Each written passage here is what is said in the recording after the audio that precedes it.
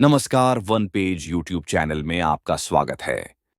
आज सुनिए मुंशी प्रेमचंद की लिखी कहानी बेटी का धन। बीज इस तरह मुंह छिपाए हुए थी जैसे निर्मल हृदयों में साहस और उत्साह की मध्यम ज्योति छिपी रहती है। इसके एक कगार पर एक छोटा सा गांव बसा है जो अपने भग्न जातीय चिन्हों के लिए बहुत ही प्रसिद्ध है। जातीय गाथाओं और चिन्हों पर मर मिटने वाले लोग इस भावन स्थान पर बड़े प्रेम और श्रद्धा के साथ आते और गांव का बूढ़ा केवट सुक्खू चौधरी उन्हें उसकी परिक्रमा कराता और रानी के महल, राजा का दरबार और कुंवर की बैठक के मिटे हुए चिद्दों को दिखाता। वह एक उच्छ्वास लेकर रूधे हुए गले से कहता, महाशय, एक वो समय था कि केवटों को मछलियों के इनाम में अशर्फियाँ मिलती थी। कहार महल में झाड़ू देते हुए अशर्फियाँ बटोर ले जाते थे। बेतवा नदी रोज चढ़कर महाराज के चरण छूने आती थी। ये प्रताप और ये तेज था, परंतु आज इसकी ये दशा है। इन सुंदर उक्तियों पर किसी का विश्वास जमाना चौधरी के वश की बात न थी, पर सुनने वाले उसकी सहृदयता तथा अनुराग के जरूर कायल हो जाते थे। सुक्खू चौधरी उदार पुरुष थे, परंतु जितना बड़ा मुंह था उतना बड़ा ग्रास न था। 3 लड़के, 3 बहुएं और कई पौत्र पौत्रियां थीं। लड़की केवल एक गंगाजली थी, जिसका अभी तक गौना नहीं हुआ था। चौधरी की ये सबसे पिछली संतान थी। स्त्री के मर जाने पर उसने इसको बकरी का दूध पिला पिलाकर पाला था। परिवार में खाने वाले तो इतने थे, पर खेती सिर्फ एक हल की होती थी। ज्यों-त्यों कर निर्वाह होता था, परंतु सुक्खू की वृद्धावस्था और पुरातत्व ज्ञान ने उसे गांव में वह मान और प्रतिष्ठा प्रदान कर रखी थी, जिसे देखकर झगड़ू साहू भीतर ही भीतर जलते थे। सुक्खू जब गाँव वालों के समक्ष हाकिमों से हाथ फेंक फेंक कर बातें करने लगता और खंडहरों को घुमा फिरा कर दिखाने लगता था, तो झगड़ू साहू, जो चपरासियों के धक्के खाने के डर से करीब नहीं फटकते थे, तड़पत्र कर रह जाते थे। आते वे सदा इस शुभ अवसर की प्रतीक्षा करते रहते थे, जब सुक्खू पर अपने धन द्वारा प्रभुत्व जमा सकें। इस गांव के जमींदार ठाकुर जीतन सिंह थे, जिनकी बेगार के मारे गांव वालों का नाको दम था। उस साल जब जिला मजिस्ट्रेट का दौरा हुआ और वह यहाँ के पुरातन चिन्हों की सैर करने के लिए पधारे, तो सुक्खू चौधरी ने दबी जबान से अपने गांव वालों की दुख कहानी उन्हें सुनाई। हाकिमों से वार्तालाप करने में उसे तनिक भी भय न होता था। सुक्खू चौधरी को खूब मालूम था कि जीतन सिंह से रार मचाना सिन्ह के मुंह में सिर देना है, किंतु जब गाँव वाले कहते थे कि चौधरी तुम्हारी ऐसे ऐसे हाकिमों से मिताई है और हम लोगों को रात दिन रोते करता है, तो फिर तुम्हारी ये मित्रता किस दिन काम आवेगी। परोपकाराय सताम विभूतयः। तब सुक्खू का मिजाज आसमान पर चढ़ जाता था। घड़ी भर के लिए वह जीतन सिंह को भूल जाता था। मजिस्ट्रेट ने जीतन सिंह से इसका उत्तर मांगा। उधर झगड़ू साहू ने चौधरी के इस साहसपूर्ण स्वामिद्रोह की रिपोर्ट जीतन सिंह को दी। ठाकुर साहब जलकर आग हो गए। अपने कारिंदे से बकाया लगान की बही मांगी।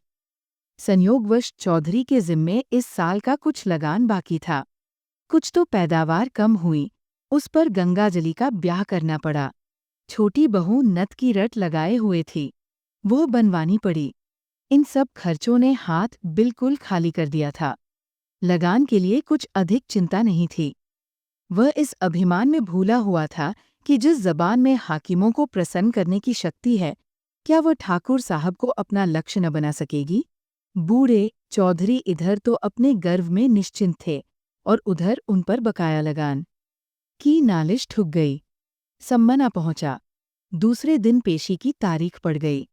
चौधरी को अपना जादू चलाने का अवसर न मिला। जिन लोगों के बधावे में आकर सुक्खू ने ठाकुर से छेड़छाड़ की थी, उनका दर्शन मिलना दुर्लभ हो गया। ठाकुर साहब के सहने और प्यादे गांव में चील की तरह मंडराने लगे। उनके भय से किसी को चौधरी की परछाई काटने का साहस न होता था। कचहरी वहां से 3 मील पर थी।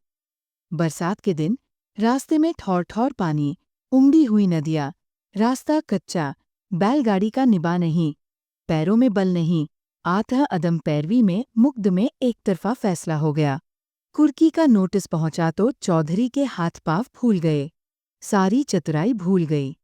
चुपचाप अपनी खाट पर पड़ापड़ा नदी की ओर ताकता और अपने मन में कहता, क्या मेरे जीते जी घर मिट्टी में मिल जाएगा? मेरे इन बैलों की सुंदर जोड़ी के गले में आह! क्या दूसरों का जुआ पड़ेगा? ये सोचते सोचते उसकी आंखें भर आतीं। वह बैलों से लिपटकर रोने लगा, परंतु बैलों की आंखों से क्यों आंसू जारी थे? वे नाद में मुंह क्यों नहीं डालते थे? क्या उनके हृदय पर भी अपने स्वामी के दुख की चोट पहुंच रही थी? फिर वह अपने झोपड़े को विकल नयनों से निहार कर देखता और मन में सोचता, क्या हमको इस घर से निकलना पड़ेगा? ये पूर्वजों की निशानी क्या हमारे जीते जी छिन जाएगी? कुछ लोग परीक्षा में दृढ़ रहते हैं और कुछ लोग इसकी हल्की आंच भी नहीं सह सकते। चौधरी अपनी खाट पर उदास पड़े घंटों अपने कुलदेव महावीर और महादेव को मनाया करता और उनका गुण गाया करता। उसकी चिंतादग्ध आत्मा को और कोई सहारा न था। इसमें कोई संदेह न था कि चौधरी की तीनों बहुओं के पास गहने थे, पर स्त्री का गहना ऊख का रस है, जो पेरने ही से निकलता है। चौधरी जाति का ओछा पर स्वभाव का ऊंचा था।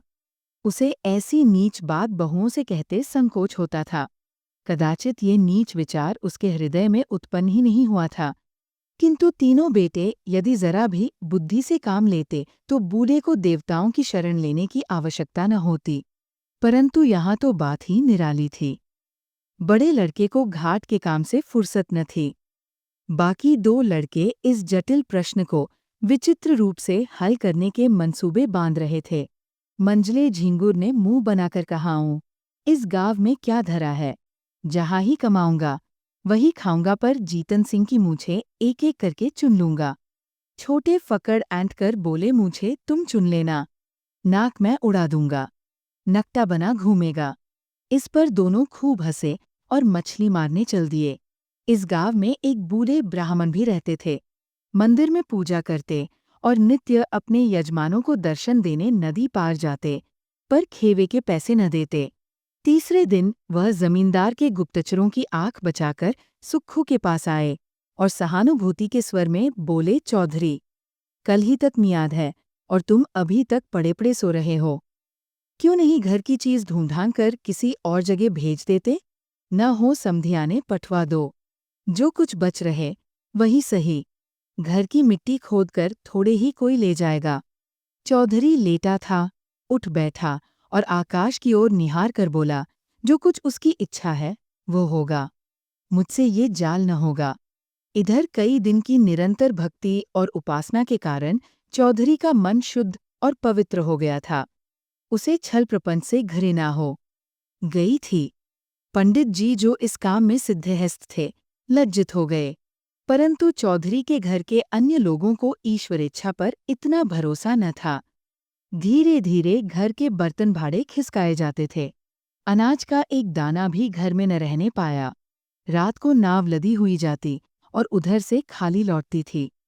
3 दिन तक घर में चूल्हा न जला। बूढ़े चौधरी के मुंह में अन्न की कौन कहे पानी की एक बूंद भी न पड़ी। स्त्रियाँ भाड़ से चने भुना कर चबातीं और लड़के मछलियाँ भून भून कर उड़ाते। परंतु बूले की इस एकादशी में यदि कोई शरीक था तो वह उसकी बेटी गंगाजली थी। ये बेचारी अपने बूले बाप को चारपाई पर निर्जल छटपटाते देख बिलख बिलख कर रोती। लड़कों को अपने माता पिता से वह प्रेम नहीं होता जो लड़कियों को होता है। गंगाजली इस सोच विचार में मग्न रहती थी कि दादा की किस भांति सहायता करूं। यदि हम सब भाई बहन मिलकर जीतन सिंह के पास जाकर दया भिक्षा की प्रार्थना करें तो वे अवश्य मान जाएंगे, परंतु दादा को कब ये स्वीकार होगा? वह यदि एक दिन बड़े साहब के पास चले जाए तो सब कुछ बात की बात में बन जाए, किंतु उनकी तो जैसे बुद्धि ही मारी गई है। इसी उधेड़-बुन में उसे एक उपाय सूझ पड़ा। कुम्हलाया हुआ मुख हारविंद खिल उठा। पुजारी जी सुक्खू चौधरी के पास से उठकर चले गए थे और चौधरी उच्च स्वर से अपने सोए हुए देवताओं को पुकार पुकार कर बुला रहे थे। निदान गंगाजली उनके पास जाकर खड़ी हो गई। चौधरी ने उसे देखकर विस्मित स्वर में पूछा, क्यों बेटी, इतनी रात गए क्यों बाहर आई? गंगाजली ने कहा, बाहर रहना तो भाग्य में लिखा है, घर में कैसे रहूं? सुक्खू ने जोर से हाक लगाई। कहा गए, तुम कृष्ण मुरारी, मेरे दुख हरो। गंगाजली खड़ी थी, बैठ गई और धीरे से बोली, भजन गाते तो आज 3 दिन हो गए। घर बचाने का भी कुछ उपाय सोचा कि इसे यूं ही मिट्टी में मिला दोगे? हम लोगों को क्या पेट तले रखोगे? चौधरी ने व्यथित स्वर से कहा, बेटी, मुझे तो कोई उपाय नहीं सूझता। भगवान जो चाहेंगे होगा। वेग चलो गिरधर गोपाल, काहे विलंब करो। गंगाजली ने कहा, मैंने एक उपाय सोचा है, कहो तो कहूँ। चौधरी उठकर बैठ गए और पूछा, कौन उपाय है बेटी? गंगाजली ने कहा, मेरे गहने झगड़ू साहू के यहाँ गिरो रख दो। मैंने जोड़ लिया है, देने भर के रुपए हो जाएंगे। चौधरी ने ठंडी सांस लेकर कहा, बेटी, तुमको मुझसे ये बात कहते लाज नहीं आती। वैद्य शास्त्रा में मुझे तुम्हारे गांव के कुएं का पानी पीना भी मना है। तुम्हारी ड्योढ़ी में भी पैर रखने का निषेध है। क्या तुम मुझे नरक में ढकेलना चाहती हो?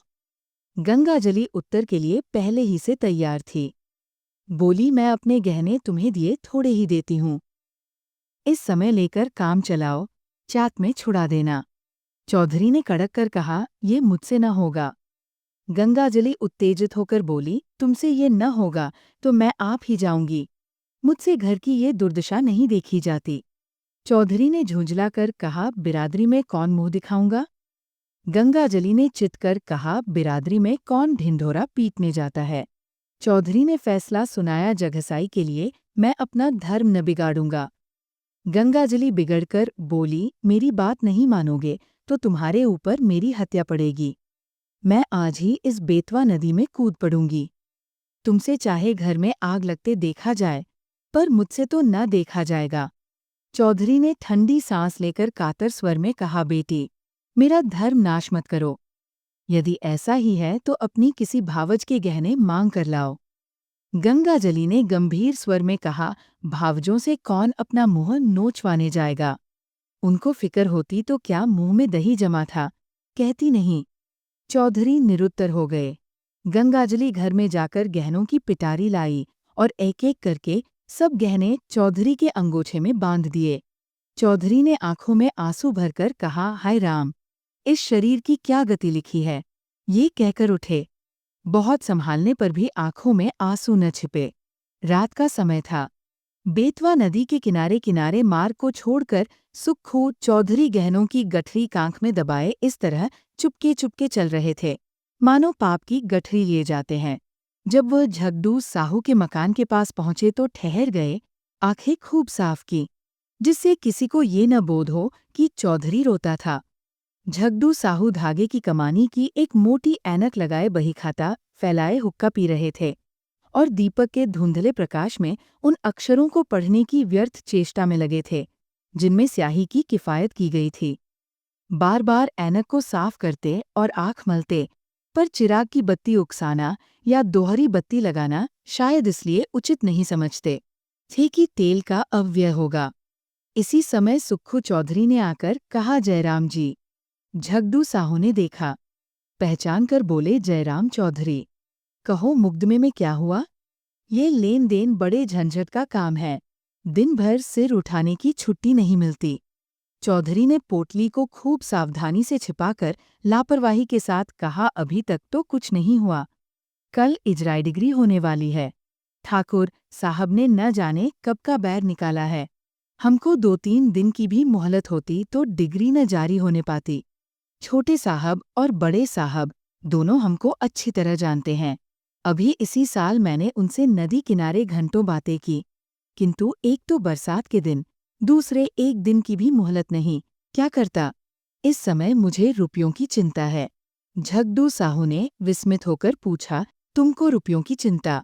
घर में भरा है, वह किस दिन काम आवेगा? झगड़ू साहू ने ये व्यंग्यबान नहीं छोड़ा था।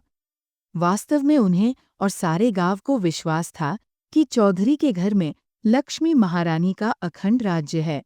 चौधरी का रंग बदलने लगा। बोले, साहू जी, रुपया होता तो किस बात की चिंता थी? तुमसे कौन छिपाव है? आज 3 दिन से घर में चूल्हा नहीं जला, रोना पीटना पड़ा है। अब तो तुम्हारे बसाए बसूंगा। ठाकुर साहब ने तो उजाड़ने में कोई कसर न छोड़ी। झगड़ू साहू जीतन सिंह को खुश रखना जरूर चाहते थे, पर साथ ही चौधरी को भी नाखुश करना मंजूर न था। यदि सूद दर सूद छोड़कर मूल तथा ब्याज सहज वसूल हो जाए तो उन्हें चौधरी पर मुफ्त का एहसान लादने में कोई आपत्ति न थी। यदि चौधरी के अफसरों की जान पहचान के कारण साहू जी का टैक्स से गला छूट जाए, जो अनेक उपाय करने अहलकारों की मुट्ठी गर्म करने पर भी नित्य प्रति उनकी तोंद की तरह बढ़ता ही जा रहा था, तो क्या पूछना। बोले क्या कहें चौधरी जी, खर्च के मारे आजकल हम भी तबाह है। लहने वसूल नहीं होते, टैक्स का रुपया देना पड़ा, हाथ बिल्कुल खाली हो गया। तुम्हें कितना रुपया चाहिए? चौधरी ने कहा 100 रुपए की डिग्री है, खर्च बर्च मिलाकर 200 के लगभग समझो। झगड़ू अब अपने दाव खेलने लगे। पूछा तुम्हारे लड़कों ने तुम्हारी कुछ भी मदद न की? वह सब भी तो कुछ न कुछ कमाते ही हैं। साहू जी का ये निशाना। ठीक पड़ा। लड़कों ने लापरवाही से चौधरी के मन में जो कुत्सित भाव भरे थे वो सजीव हो गए। बोले भाई, लड़के किसी काम के होते तो ये दिन क्यों देखना पड़ता? उन्हें तो अपने भोग विलास से मतलब। घर गृहस्थी का बोझ तो मेरे सिर पर है, मैं इसे जैसे चाहूं संभालूं, उनसे कुछ सरोकार नहीं। मरते दम भी गला नहीं छूटता, मरूंगा तो सब खाल में भूसा भरा कर रख छोड़ेंगे। गृह कारज नाना जंजाला। झगड़ू ने तीसरा तीर मारा, क्या बहुओं से भी कुछ न बन पड़ा? चौधरी ने उत्तर दिया, बहू बेटे सब अपनी अपनी मौज में मस्त है। मैं 3 दिन तक द्वार पर बिना अंजल के पड़ा था, किसी ने बात भी नहीं पूछी। कहा की सलाह, कहा की बातचीत। बहुओं के पास रुपए न हों, पर गहने तो हैं, और वे भी मेरे बनाए हुए। इस दुर्दिन के समय यदि 2-2 थान उतार देती तो क्या मैं छुड़ा न देता? सदा यही दिन थोड़े ही रहेंगे। झगड़ू समझ गए कि ये महज जबान का सौदा है, और वह जबान का सौदा भूल कर भी न करते थे। बोले तुम्हारे घर के लोग भी अनूठे हैं, क्या इतना भी नहीं जानते कि बूदा रुपए कहाँ से लावेगा? अब समय बदल गया, या तो कुछ जायदाद लिखो या गहने गिरों रखो, तब जाकर रुपया मिले। इसके बिना रुपए कहाँ? इसमें भी जायदाद में सैकड़ों बखेड़े पड़े हैं, सुभीता गिरों रखने में ही है। हाँ, तो जब घरवालों को कोई इसकी फिक्र नहीं तो तुम क्यों व्यर्थ जान देते हो?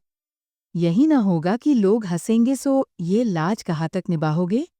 चौधरी ने अत्यंत विनीत होकर कहा, साहू जी, ये लाज तो मारे डालती है, तुमसे क्या छिपा है? एक वो दिन था कि हमारे दादा बाबा महाराज की सवारी के साथ चलते थे। अब एक दिन ये कि घर घर की दीवार तक बिकने की नौबत आ गई है, कहीं मुंह दिखाने को भी जी नहीं चाहता। ये लोग गहनों की पोटली। यदि लोकलाज न होती तो इसे लेकर कभी यहाँ न आता, परंतु ये अधर्म इसी लाज निभाने के कारण करना पड़ा है। झगड़ू साहू ने आश्चर्य में होकर पूछा, ये गहने किसके हैं? चौधरी ने सिर झुकाकर बड़ी कठिनता से कहा, मेरी बेटी गंगाजली के। झगड़ू साहू स्तंभित हो गए। बोले, अरे राम राम। चौधरी ने कातर स्वर में कहा, डूब मरने को जी चाहता है। झगड़ू ने बड़ी धार्मिकता के साथ स्थिर होकर कहा, शास्त्रा में बेटी के गांव का पेड़ देखना मना है। चौधरी ने दीर्घ निःश्वास छोड़कर करुण स्वर में कहा, न जाने नारायण कब मौत देंगे। भाई की 3 लड़कियां ब्याहीं, कभी भूल कर भी उनके द्वार का मुंह नहीं देखा। परमात्मा ने अब तक तो टेक निभाई है, पर अब न जाने मिट्टी की क्या दुर्दशा होने वाली है। झगड़ू साहू लेखा जौ बख्शीश 100 के सिद्धांत पर चलते थे। सूद की एक कौड़ी भी छोड़ना उनके लिए हराम था। यदि 1 महीने का 1 दिन भी लग जाता तो पूरे महीने का सूद वसूल कर लेते, परंतु नवरात्र में नित्य दुर्गा पाठ करवाते थे। पितृपक्ष में रोज ब्राह्मणों को सीधा बांटते थे। बनियों की धर्म में बड़ी निष्ठा होती है। यदि कोई दीन ब्राह्मण लड़की ब्याहने के लिए उनके सामने हाथ पसारता तो वो खाली हाथ न लौटता। भीख मांगने वाले ब्राह्मणों को चाहे वो कितने ही संडे मुसंडे हों, उनके दरवाजे पर फटकार नहीं सुननी पड़ती थी। उनके धर्मशास्त्रा में कन्या के गांव के कुएं का पानी पीने से प्यासा मर जाना अच्छा है। वह स्वयं इस सिद्धांत के भक्त थे, और इस सिद्धांत के अन्य पक्षपाती उनके लिए महामान्य देवता थे। वे पिघल गए। मन में सोचा, ये मनुष्य तो कभी ओछे विचारों को मन में नहीं लाया। निर्दय काल की ठोकर से अधर्म मार्ग पर उतर आया है, तो उसके धर्म की रक्षा करना हमारा कर्तव्य धर्म है। ये विचार मन में आते ही झगड़ू साहू गद्दी से मसंद के सहारे उठ बैठे और दृढ़ स्वर से कहा, वही परमात्मा जिसने अब तक तुम्हारी टेक निभाई है, अब भी निभाएंगे। लड़की के गहने लड़की को दे दो। लड़की जैसी तुम्हारी है वैसी मेरी भी है। ये लो रुपए, आज काम चलाओ। जब हाथ में रुपए आ जाए दे देना। चौधरी पर इस सहानुभूति का गहरा असर पड़ा। वह जोर जोर से रोने लगा। उसे अपने भावों की धुन में कृष्ण भगवान की मोहिनी मूर्ति सामने विराजमान दिखाई दी। वही झगड़ू जो सारे गांव में बदनाम था, जिसकी उसने खुद कई बार हाकिमों से शिकायत की थी, आज साक्षात देवता जान पड़ता था। रूंधे हुए कंठ से गदगद हो बोला, झगड़ू, तुमने इस समय मेरी बात, मेरी लाज, मेरा धर्म, कहाँ तक कहूँ, मेरा सब कुछ रख लिया। मेरी डूबती नाव पार लगा दी। कृष्ण मुरारी तुम्हारे इस उपकार का फल देंगे, और मैं तो तुम्हारा गुण जब तक जीऊंगा गाता रहूंगा। अगर आपको यह कहानी पसंद आई तो सब्सक्राइब करें और बेल आइकन दबाएं। अपने सुझाव कमेंट बॉक्स में बताएं। अगली कहानी तक शब्दों की दुनिया में डूबे रहे। धन्यवाद।